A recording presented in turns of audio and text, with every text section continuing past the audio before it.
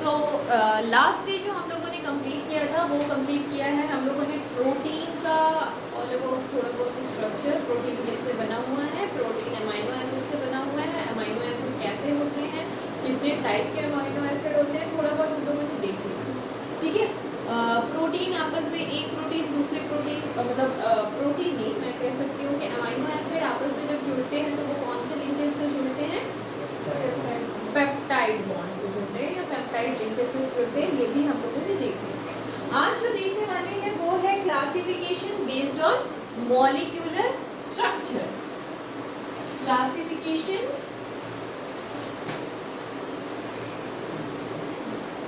Based on molecular structure. ठीक है, तो नाम से ये समझ आ रहा है कि ये क्लासिफिकेशन कौन से बेसिस पे कर रहे हैं, उसके स्ट्रक्चर के बेसिस पे। ठीक है, तो पहला क्लासिफिकेशन है fibrous protein. Fibrous protein, what do you mean by fibrous protein? Fibrous protein क्या होता है? फाइबर मतलब थ्रेड, मतलब थ्रेड, यू ऑल नो कि फाइबर मतलब क्या होता है, वो थ्रेड लाइक स्ट्रक्चर। तो थ्रेड लाइक स्ट्रक्चर जो होता है, जब हम थ्रेड लाइक स्ट्रक्चर को side side side side arrange करें तो वही मिलके तो फाइबर बनाता है ना, तो दैट इज फाइब्रस स्ट्रक्चर। समझ सकते हो? मतलब अगर थ्रेड लाइक स्ट्रक्चर को मैं ऐसे अरेंज कर दूं साइड बाय साइड तो वो क्या बन जाएगा? फाइब्रस प्रोटीन बन जाएगा एक तरह का। ठीक है, so this is nothing but क्या है ये? Thread like structure join with each other, है ना? यही है फाइब्रस स्ट्रक्चर। अभी मेन देखो, फाइबर मतलब भी समझ आया, थ्रेड लाइक स्ट्रक्चर जॉइन हुए वो भी समझ आया, बट इसमें बॉन्डिंग क्या है दैट इज इम्पोर्टेंट। ठीक है, तो बॉन्डिंग जो होती है यहाँ पे hydrogen bond and disulphide bond. कौन कौन सी होती है? Hydrogen bond and disulphide bond. Fibrous protein में आपको ये दो तरह का बॉन्डिंग देखने को मिल जाएगा। ठीक है, दे आर जनरली, फाइबर है ना थोड़े स्ट्रॉन्ग है। फाइबर मतलब क्या होता है? थोड़ा स्ट्रॉन्ग होता है। फाइबर तो हम लोग रस्सी वगैरह के लिए यूज करते ही हैं, तो स्ट्रॉन्ग होता है। तो जनरली क्या ये वाटर सॉल्युबल हो जाएंगे? What do you think? नहीं होंगे ना। जो क्या बोलते हैं, नारियल का रस्सी कितना स्ट्रॉन्ग होता है, उसको जितने भी दिन रख दो बहुत दिन के बाद सड़ता है पानी में, है ना। Otherwise they are insoluble in water. ठीक है, राइट। और क्या लिख सकते हो? एग्जाम्पल लिख सकते हैं कुछ हम। ठीक है, फाइब्रस प्रोटीन का बेस्ट एग्जांपल बॉडी में बता सकते हो? अपने बॉडी में सोच के बताओ। What is? Very good, very good, keratin. ठीक है, जो हमारे हेयर्स में पाया जाता है। और बताओ, और बायो के स्टूडेंट बताए। Myosin of muscle, myosin of muscle, जिसको जनरल लैंग्वेज में क्या बोलते हैं? Muscle fibres. बचपन में पढ़े हो ना muscle fibre, that is myosin of muscles. ठीक है, तो यहाँ पे जो तरह के प्रोटीन मिलते हैं वो कौन से होते हैं? Fibrous protein. फाइब्रस प्रोटीन मतलब समझ आ गया। ठीक है, next type of protein is globular, globular protein. ठीक है, ग्लोब्यूलर प्रोटीन को कैसे याद रखोगे? ग्लोब, ग्लोब मतलब क्या होता है? बॉल। अब बॉल कैसे बनता है? जब ऊन को लपेटते हैं और गोल बनाते हैं तो जो स्ट्रक्चर होता है दैट इज ग्लोब्यूलर प्रोटीन। ठीक है, गोल स्ट्रक्चर बट आपस में लपेटा हुआ होगा। ठीक है, दैट इज ग्लोब्यूलर प्रोटीन। ठीक है, spherical structure folded into compact unit, है ना। Spherical structure folded into compact unit, spherical structure folded into compact unit. ठीक है, ठीक है। अच्छा, जनरली ये क्या होते हैं ना, globular protein, they are soluble in water, ठीक है, they are soluble in water. तो बताओ बच्चों कि अगर ये सॉल्युबल इन वाटर है तो इंटरमॉलिक्यूलर फोर्स ऑफ अट्रैक्शन कैसा होगा, स्ट्रॉन्ग की वीक, ठीक है। So you can write the third point कि intermolecular force of attraction is weak, right? Clear है यहाँ तक? ओके, एग्जाम्पल है, एग्जाम्पल इसका बेस्ट एग्जाम्पल है, हमारी बॉडी में से एग्जाम्पल देती हूँ, दैट इज इंसुलिन। क्या बोलने जा रहे थे तुम? इंसुलिन ही बोलने जा रहे थे, वेरी गुड, इंसुलिन, बिल्कुल सही, मायो globulin. Where do you find myoglobulin? Insulin की जगह इंसुलिन। हाँ, sorry, sorry. In एग्जाम से नेक्स्ट मंथ 15 से स्टार्ट होता है, इसलिए मैं पढ़ाई कर रहा हूँ। अच्छा। नेक्स्ट मंथ 15 से स्टार्ट हो रहा है, इसलिए पढ़ाई कर रहे थे। अच्छा, वेरी नाइस, ठीक है। कहाँ मिलेगा ये मायोग्लोब्यूलिन? बायो स्टूडेंट जल्दी से बताइए, कहाँ मिलेगा ग्लोब्यूलिन? ग्लोब्यूलर प्रोटीन है ये, मायोग्लोब्यूलिन। तो आपका होमवर्क, हाँ, बायो स्टूडेंट का कुछ होमवर्क मिल जाना चाहिए साथ साथ में। नेक्स्ट क्लास जिस दिन बायोलॉजी क्लास लेंगे, ठीक है, उस दिन मुझे ये बताना कि मायोग्लोब्यूलिन कहाँ मिलता है, ठीक है। ओके,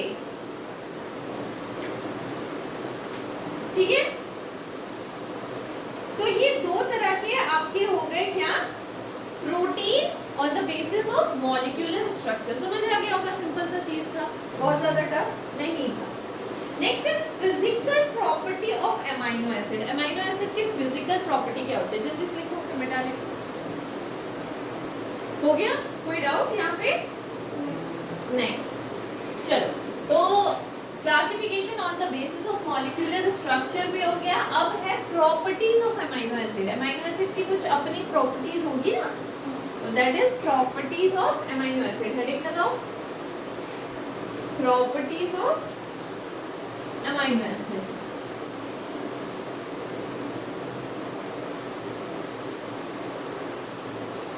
राइट, ये कलरलेस होते हैं, क्रिस्टलाइन सॉलिड होते हैं। कैसा होता है?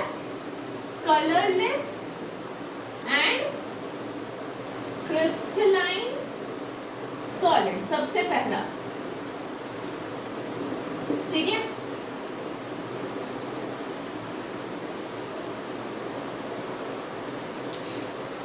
दे आर जनरली, मतलब एक अमाइनो एसिड की बात कर रहे हो, they are generally soluble in water, पानी में सॉल्यूबल हो जाते हैं, but insoluble in non polar organic solvent, but insoluble in non polar organic solvent.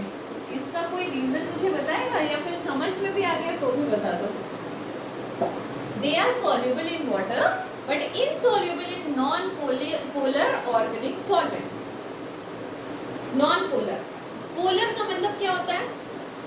पोल, पोल मतलब क्या होता है?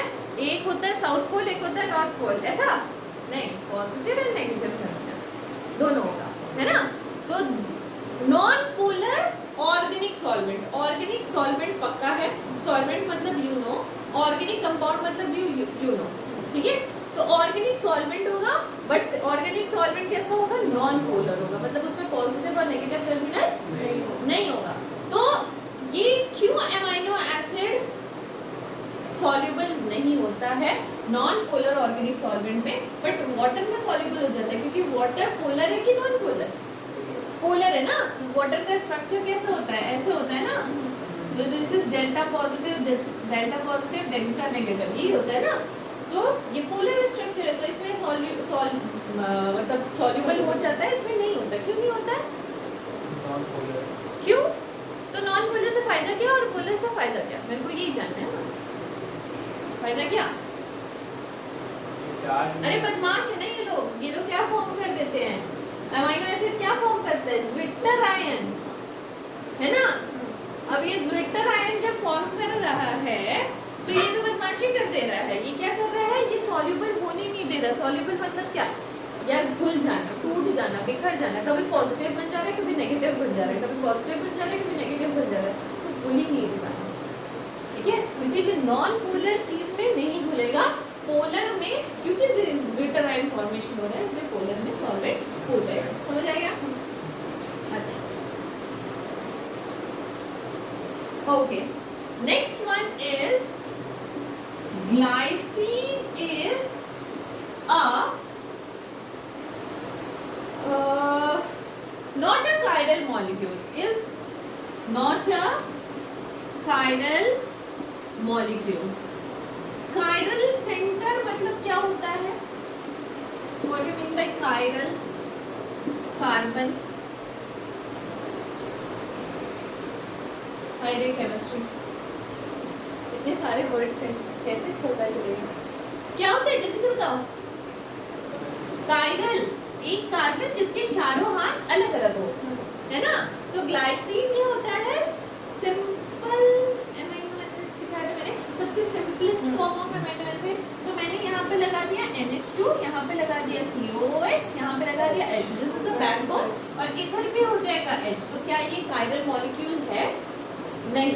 तो क्वेश्चन बनता है which is not a chiral molecule. Option is blah blah blah blah blah, बीच में एक आ जाएगा ग्लाइसिन, तो टिक मार देना है ग्लाइसिन को। समझ आ गया? ठीक है,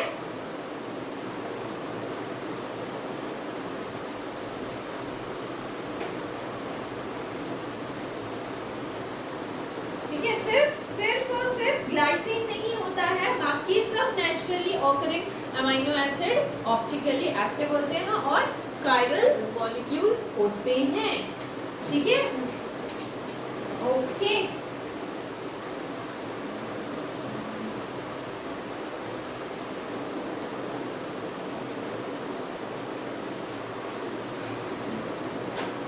ओके, अब तुमको पता है अमीनो एसिड जब कंबाइन करते हैं तो क्या बनाते हैं? क्या बनाते हैं? ठीक है। अब ये जो पेप्टाइड बॉन्ड होता है इसमें होते नहीं पार्शियल डबल बॉन्ड कैरेक्टर, तो इसमें पार्शियल डबल बॉन्ड कैरेक्टर होते हैं। कितना डबल बॉन्ड कैरेक्टर होता है? 40% डबल बॉन्ड कैरेक्टर ये कैरी करता है। ठीक है, अब इसमें ना डबल बॉन्ड कैरेक्टर में भी इसके पेप्टाइड बॉन्ड में दो तरह की चीजें आपको दिखेगी। पहला दिखेगा, एक होता है सिस और ट्रांस, याद है? What is cis and trans? Same side cis, different side trans. तो पेप्टाइड बॉन्ड में भी एक ट्रांस और सिस वाला चीज आपको दिखेगा। ठीक है, तो अब पूछा जाए, तुमसे क्वेश्चन पूछा जाए, दो तरह की पेप्टाइड बॉन्ड मतलब दो अमीनो एसिड जोड़ के पेप्टाइड बॉन्ड बना दिए, एक बनाया ट्रांस वाला, एक बनाया सिस वाला, बना सकते हैं ना? तो दोनों में से स्टेबल कौन? ऐसे भी तो क्वेश्चन आ सकते हैं ना। दोनों दो अमीनो एसिड को कंबाइन कर दिया, किससे? पेप्टाइड बॉन्ड से, और दो प्रोडक्ट निकाल दिया। एक बना दिया ट्रांस वाला प्रोडक्ट, एक बना दिया सिस वाला प्रोडक्ट। अब बताइए दोनों में से कौन सा स्टेबल? ठीक है, तो याद रखना है कि ट्रांस वाला जो होता है वो स्टेबल होता है ना, सिस वाला अनस्टेबल होता है। रोशन पढ़ना शुरू कर दिया है ना? अब मुझे रोशन बताएगा ये क्यों होता है। इसका चार्ज होता है वो ऐसे वैसे ऊपर अटैच नीचे ऐसे कुछ सिस्टमैटिक ढंग से। एक रीजन बताए थे, स्टेरिक हिंड्रेंस, याद है? ज्यादा नहीं रहता इसलिए। हाँ, वेरी गुड। ये अनस्टेबल क्यों होता है? स्टेरिक हिंड्रेंस के वजह से। हिंड्रेंस मतलब क्या होता है? हिंड्रेंस मतलब रुकावट, रुकावट मतलब ग्रुप, एक मतलब क्लाउड होगा अलग अलग मॉलिक्यूल का, बीच में बेचारा फंसा है, वैसे वैसे अलग अलग मॉलिक्यूल से जुड़ा है। ये कौन से चैप्टर में किए हुए हैं?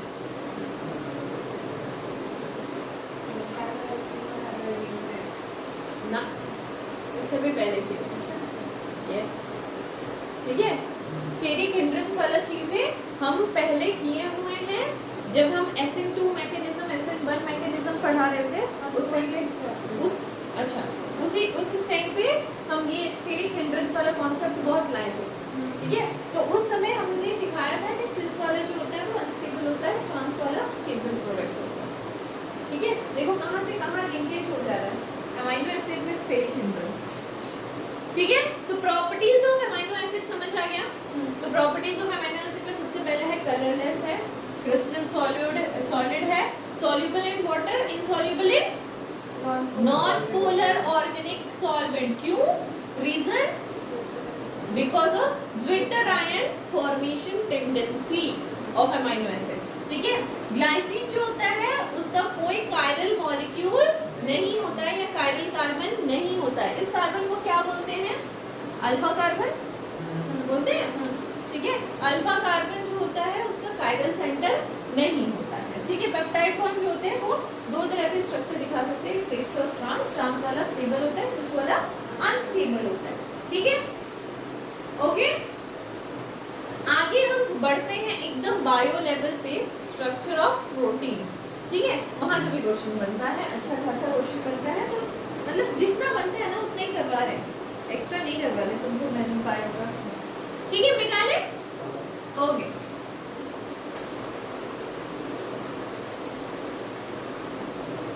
मेरी घड़ी खराब हो गई है।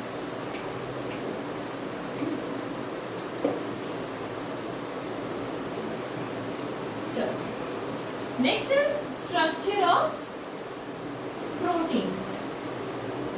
प्रोटीन के स्ट्रक्चर में सबसे पहला स्ट्रक्चर है जिसको हम कहते हैं प्राइमरी स्ट्रक्चर, ठीक है। और याद रखना ये स्ट्रक्चर जो होता है ना, ये this is the basic structure है। प्राइमरी मतलब एकदम बेसिक स्ट्रक्चर। तो बेसिक स्ट्रक्चर कभी टूटता नहीं है ना। डबल बॉन्ड टूटता है, ट्रिपल बॉन्ड टूटता है, सिंगल बॉन्ड टूटे तो तबाही मच जाएगी ना। तो वैसे ही प्राइमरी स्ट्रक्चर नहीं टूटता। तो सबसे पहले प्राइमरी स्ट्रक्चर होता क्या क्या है, मतलब प्राइमरी स्ट्रक्चर मतलब क्या हो रहा है, बोलो। बिल्कुल, एक अमीनो एसिड, दो अमीनो एसिड, तीन अमीनो एसिड, चार अमीनो एसिड, ऐसे करके जब अमीनो एसिड जुड़ना शुरू होते हैं due to which bond? Peptide bond, तब हम इस मोतियों की माला को हम क्या बोलते हैं? प्राइमरी स्ट्रक्चर, ठीक है। This is the primary structure of protein. Very good, ठीक है। अब बताओ, अलग अलग तरह के प्रोटीन है, ठीक है। हर एक अलग अलग तरह के प्रोटीन में क्या अमीनो एसिड का सीक्वेंस अलग अलग होगा ना। तो ये लिखाने की जरूरत नहीं है ना। अलग अलग तरह के प्रोटीन में अलग अलग तरह का अमीनो एसिड का सीक्वेंस होता है, जिसकी वजह से बायोलॉजिकल एक्टिविटी भी डिसाइड होती है, राइट, है ना।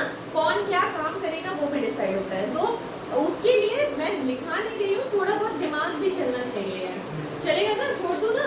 अच्छा, इसमें जो एग्जाम्पल बहुत कॉमन है और जो टेस्ट पे बहुत आता है, that is sickle cell anaemia, है ना।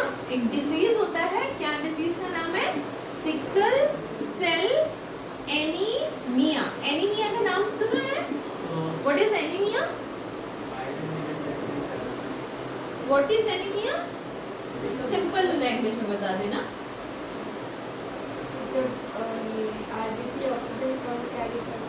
बिल्कुल, एक्चुअली हेमोग्लोबिन जो होता है ना, हमारा जो हेमोग्लोबिन होता है, HB से इसको डिनोट करते हैं।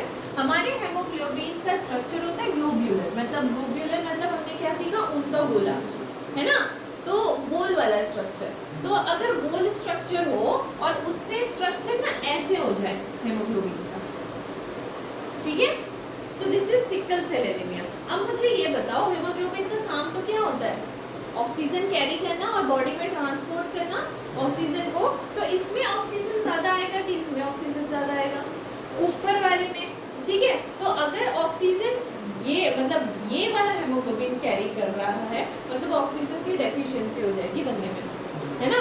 तो this is sickle cell anaemia, right. इसमें देखो अब थोड़ा सा एक स्टेप आगे बढ़ा दे रहे हैं क्योंकि क्वेश्चन आता है केमिस्ट्री में, ठीक है। सिकल सेल एनीमिया कहाँ होता है, मतलब कौन से पोजीशन पे होता है, ये पूछा जाता है, ठीक है। तो हमारा एक मतलब अगर प्राइमरी स्ट्रक्चर बन रहा है तो सीक्वेंस ऑफ अमीनो एसिड होगा। तो कैसा सीक्वेंस होता है? सीक्वेंस होता है valine, histidine, leucine, threonine, proline, glutamic acid और ल्यूसीन एंड लाइसिन, ठीक है। इस जगह पे अगर तुम्हारा इस ग्लूटामिक एसिड की जगह पे वैलेनिन रिप्लेस कर जाए, मतलब अमीनो एसिड आपस में जुड़ रहे हैं, ये जुड़ना था ग्लूटामिक एसिड बट हो गया वैलेनिन। ये क्या है? ग्लूटामिक एसिड, ग्लूटामिक एसिड, इसकी जगह पे क्या लग गया? वैलेनिन, ठीक है। वेलाइन ना, हाँ वही मैं सोच रही हूँ, वेलाइन, ठीक है। तो इस ग्लूटामिक एसिड की जगह पे लग गया वेलाइन। तो वेलाइन अगर लग गया तो मतलब सीक्वेंस में गड़बड़ी हो गई, और सीक्वेंस में गड़बड़ी हो गई मतलब हेमोग्लोबिन का शेप बन गया सिकल से, ठीक है। ये चंदा मामा वाला शेप है सिकल से, ठीक है। तो सिकल शेप हो गया, तो जिसकी वजह से ऑक्सीजन की मात्रा कम हो गई बॉडी में। तो पोजीशन पूछना है तुमको, ये पूरा नहीं रटना है, तो तुमको क्या रटना है वो भी मैं बता दूं। 6th पोजीशन पे ग्लूटामिक एसिड की जगह पे वैलिन, ठीक है। अगर लग जाता है तो हम इसको सिकल सेल एनीमिया कहते हैं, राइट। नोट कर लो जितना नोट करना है।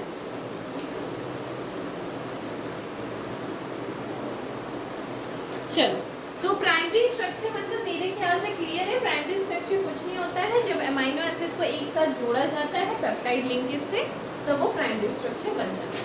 तो अब इससे डेवलप्ड कौन सा स्ट्रक्चर होगा? Secondary structure. क्या सेकेंडरी स्ट्रक्चर तुमको तोड़ा जा सकता है? तो आंसर क्या होगा? बिल्कुल हाँ, तोड़ के क्या बनाएंगे? प्राइमरी स्ट्रक्चर बनाएंगे, ठीक है। तो second is secondary structure. Secondary structure में हमको पढ़ना है दो तरह का स्ट्रक्चर। क्या क्या पढ़ना है सोनल? अल्फा हेलिक्स और बीटा प्लीटेड शीट, है ना, बीटा प्लीटेड शीट, ठीक है। तो what do you mean by alpha helix? Spring दिखा है, वही अल्फा हेलिक्स होता है। This is alpha helix spring, ठीक है। बीटा प्लीटेड शीट क्या होता है? एक 3D डायग्राम होता है जिसको आप नॉर्मल लैंग्वेज में ऐसा, मतलब आपने क्या किया, कुछ मतलब मोतियां दी और उसको जमीन पे ऐसे बिखेर दिया जिगजैग मैनर पे, तो जैसा शो होगा 3D डायग्राम वैसा ही बीटा प्लीटेड शीट होता है, ठीक है। क्या किया? मोतियों का है और ऐसे जिगजैग में कर दो तो जैसा स्ट्रक्चर तुमको दिखाई देगा वैसा ही होता है बीटा प्लीटेड शीट। अब इसमें कौन कौन सी बॉन्डिंग होती है जल्दी से बताओ, बॉन्डिंग याद रखनी है। सोनल बताओ।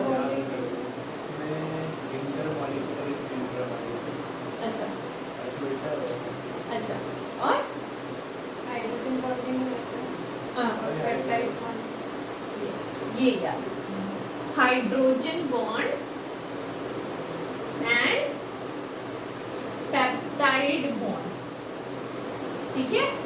पेप्टाइड बॉन्ड तो पक्का होगा क्योंकि ये प्राइमरी स्ट्रक्चर से बना हुआ है, साथ साथ में एक बॉन्ड ऐड हो गया हाइड्रोजन बॉन्ड, और यही हाइड्रोजन बॉन्ड जब टूटता है ना तब प्राइमरी स्ट्रक्चर बना देता है, सिंपल सा कॉन्सेप्ट, ठीक है।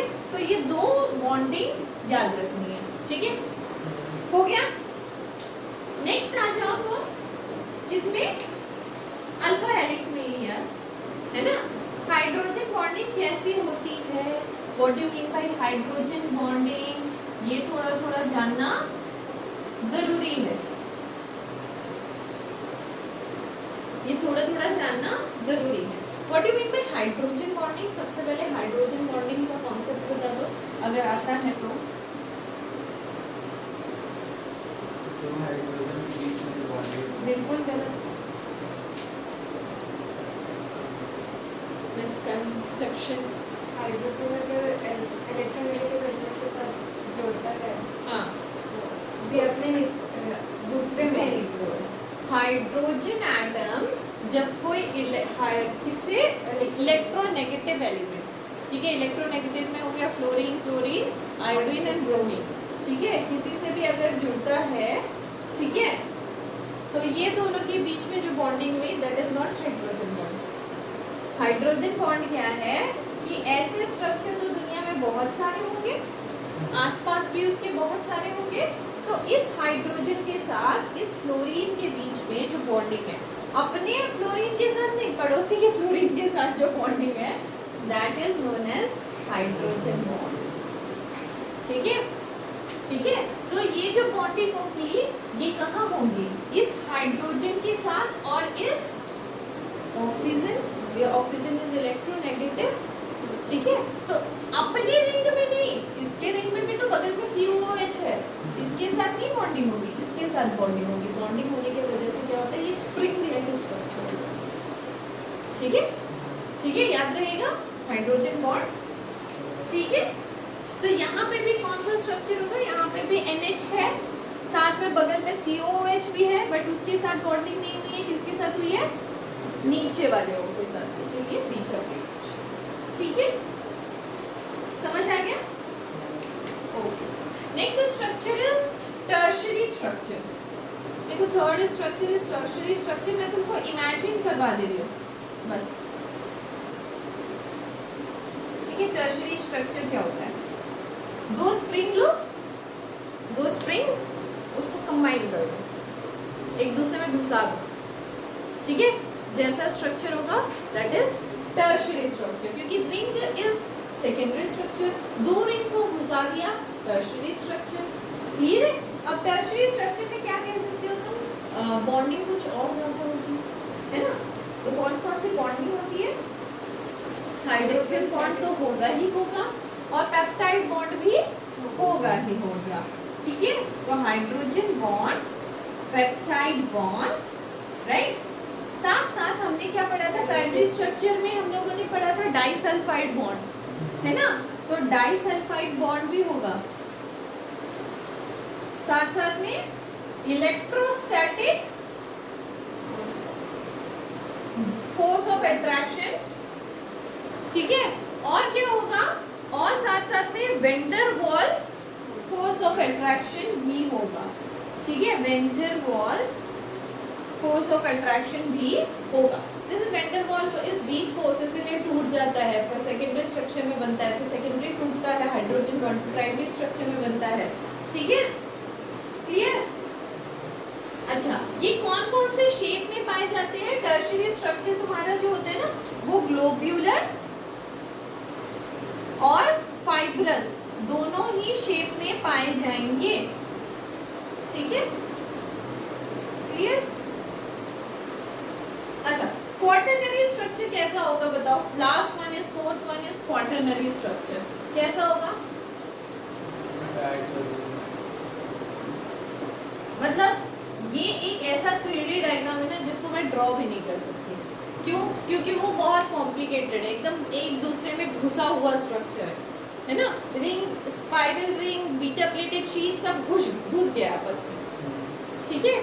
और अगर टर्शियरी स्ट्रक्चर बनाना है तो दो रिंग ले लो, एक इसको ले लो, तो भी टर्शियरी स्ट्रक्चर बन जाएगा, है ना, दो रिंग ले लिया और एक बीटा प्लेटेड शीट ले लिया, तो भी टर्शियरी स्ट्रक्चर बन जाएगा। मगर क्वाटरनरी स्ट्रक्चर और कॉम्प्लिकेटेड स्ट्रक्चर, मतलब मोर कॉम्प्लिकेटेड, एकदम घिचपिच है, वो स्ट्रक्चर बनाना भी मुश्किल है। बस उसमें क्या याद रखना पड़ता है, अगेन बॉन्ड, तो बॉन्डिंग क्या होती है, ये सारे बॉन्डिंग को मिला दोगे, जितना बॉन्ड बन जाएगा तो सारे के सारे बॉन्ड इसमें डाल दोगे, समझ आ गया, ठीक है। Quaternary structure is also clear.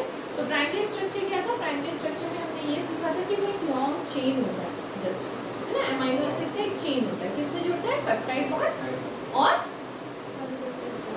और डाइसल्फाइड बॉन्ड पे होता है क्या? बिल्कुल।